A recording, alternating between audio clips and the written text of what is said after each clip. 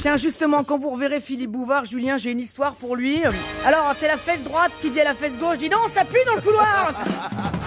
Voilà. Oh là là. Oui, bah je me mets à niveau, hein. Je pense que depuis le début qu'il y a cette vague d'immigration qui est une vaguelette. Bon, vraiment, le gouvernement français se comporte mal.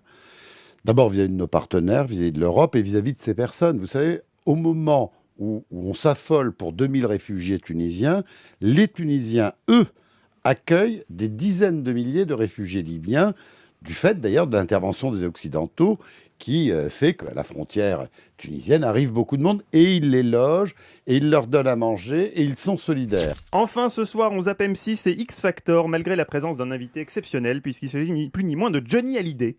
Johnny, qui à l'heure où je vous parle, devrait justement être en route pour les répétitions. Pas de doute, c'est bien lui, il est en route. Mais on ne peut pas intervenir militairement partout, mais il faut durcir le ton et se rappeler en même temps, Jean-Pierre Elkabbach, que le 14 juillet, il y a 2 ans et demi, M.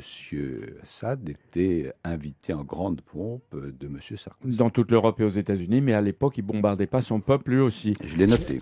Et il est plus facile, monsieur Elkabbach, vous en conviendrez, de dire comme les Verts qu'on peut proposer une semaine de 4 jours de travail et de légaliser le cannabis. On vous promet le paradis artificiel, pas chez nous.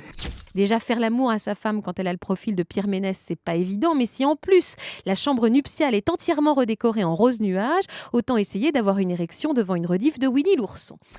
Ce qui est amusant, c'est que depuis plusieurs jours, Eva Joly était en train de doubler Nicolas Hulot sur le terrain environnemental en disant « Moi, je suis antinucléaire et pas lui ». C'est aussi pour cela, pour récupérer sa légitimité, qu'il est allé manifester à Strasbourg. Vous voyez, la politique, il apprend vite. Un arbre, ce n'est pas un objet immédiat de consommation courante. C'est un investissement que l'on fait. C'est une transmission que l'on porte. Et donc, c'est un témoignage.